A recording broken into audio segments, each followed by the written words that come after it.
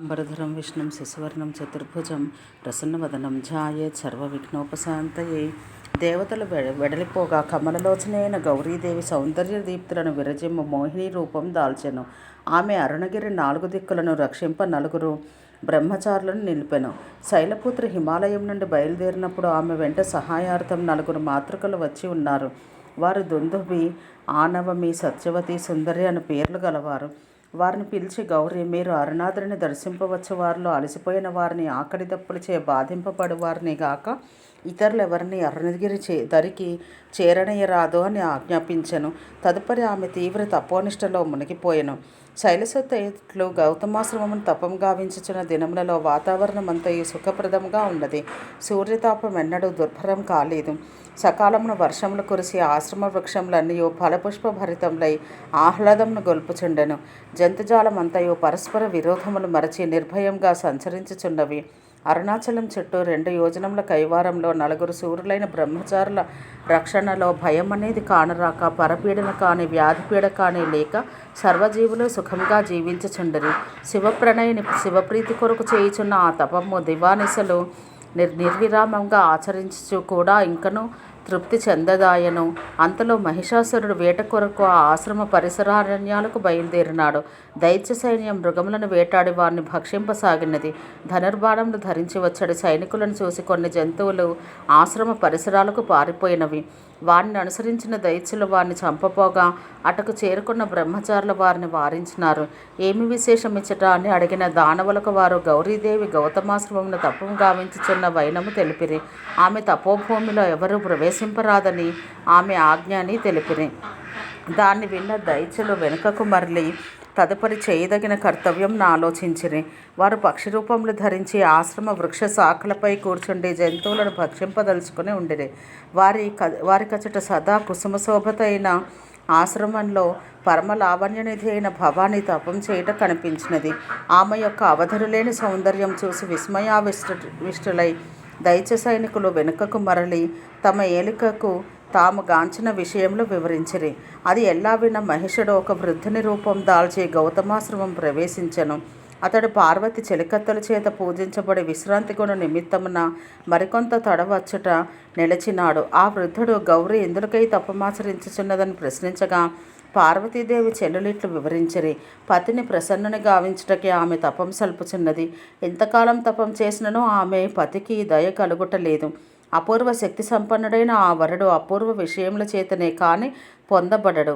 సద్యోజాతుడైన అప్పుడే పుట్టిన కుమ్మరిచే అప్పటికప్పుడు నిర్మించబడిన పాత్రలో అప్పుడే పుట్టిన ధాన్యంతో వండిన అన్నమే ఆయనకు ప్రియం. పాకం సిద్ధమైన వెంటనే వరుడు స్వయంగా వచ్చెను. అట్టి సామాగ్రి లభించే సమయానికై గౌరీదేవి వేచి ఉన్నది. అంతవరకు ఆమె తపము ఆగదని చెల్లులు వృద్ధునికి తెలిపిరి.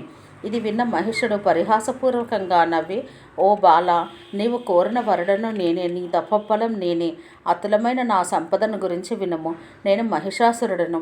ఈ జగత్రయం సర్వము నా ఆధీనము. నేను అనన్య బలశాలిని, కామరూపుడను. సర్వభోగములను సమకూర్చగల సమర్థుడనైన నన్ను వరించి నీ తపము సార్థకం గావించుకొనుము. కల్పవృక్షం ఆజ్ఞాపించి నీవు కోరినదెల్లా సంపాదించగలను. విశ్వకర్మ, కామధేనువు నా వశవర్తులు. సేవకులను ఆజ్ఞాపించి నవనిధులను తెచ్చి నీ పాద సన్నిధి నుంచగలను అనుచూ ప్రలాపించసాగినాడు. అది విన్న శైలజ సన్నని మందహాసం చేసి, ఓ మహావీర, నేను అనన్య బలశాలిని మాత్రమే వరింతును. వృధా ప్రలాపం ఆపి నీ బలమెంతటితో ప్రదర్శింపమన్నది. ఇది విని మహారోషంతో మహిషుడు, ఓసి, ఇంతటితో నీ పని సర్యాన్ని గర్జించి దేవిపైకి లంఘించినాడు. తత్క్షణం గౌరి మహామాయ అయిన దుర్గాస్వరూపం ధరించి భయానక రూపంతో నిలిచినది. తన ఎదుట నిప్పులు చెరుగుచున్నట్లున్న ఆ దుర్గాస్వరూపం చూసి నహుషుడు వెంటనే తన మహిష రూపంను ధరించి కొమ్ములతో కులపర్వత శిఖరములను పెకిలించి విసరసాగెను. అతడు తన సేననంతను సమీకరించి యుద్ధసన్నద్ధుడైనాడు. మహిష విజృంభణం చూసి బ్రహ్మాది దేవతలందరూ తమ తమ బలములను, ఆయుధములను దుర్గకు స్వాధీనం చేసినారు. దిక్పాలకులు తదితర దేవతలు, జలనిధులు తమ తమ శస్త్రములతోనూ ఆభరణములతోనూ ఆమె నర్చించిరి. మహామాయ దుర్గా తత్క్షణం కవచం ధరించి అనేక బాహువులతో శస్త్రాస్త్రములతో సింహవాహనారూఢయ్యి దిక్కులన్నింటినీ వెలిగించి మహాతేజంతో ఘోరరూపిణి అయి నిలిచినది. ఆమెను చూసి మహిషుడు పరిగెత్తినాడు. అది చూసి ఆమె ఇట్లు యోచించినది, ఈ దుష్టరాక్షసుని ఉపాయం చేతి సంహరించవలెను. వన్యజంతువులు స్త్రీ జంతువుల మీద మోహంతో ఆకర్షించబడను. అట్లే దూతికల చేత మృదువైన సందేశం పంపి వీని కోపం శాంతింపచేసి క్షణంలో వీరిని నాకు అభిముఖుని గావించుకొందును గాక. అధర్మం వలె కనిపించు ధర్మయుక్తమైన నా వచనములు మరలా వానిలో ఆత్మక్షయకారకమైన కోపంను రగుల్చును. ధర్మంను అంగీకరించి శాంతుడైనచో హితోపదేశం వలన ధర్మలోపం సంభవించదు. తపస్సులకు ఎల్లప్పుడూ కోపత్యాగమే కోరుకొనదగినది కదా. అందువల్ల తపస్విని అయిన నేను ధర్మహాని జరగకుండా చూచుకొనుటయే కర్తవ్యము అని యోచించి దుర్గాదేవి బృహస్పతిని రావించి, నీవు వానరముఖుడవై మహిషుని సన్నిధికి పోయి అతనికి ధర్మం బోధించి తిరిగి రమ్మని ఆజ్ఞాపించాను. అట్లే బృహస్పతి వానరముఖంతో మహిషాసురుని సమీపించి అతనితో ఇట్లనెను, ఓయి మహిష దుర్మతి, నీవు అరుణాద్రీసుని బాధించినచో నీ వీర్యమంతయు క్షణంలో నష్టమగును. శివభక్తి వలన శివునిచే వరములంది మహావీరుడవైతివి. అరుణాచలం శివస్వరూపం.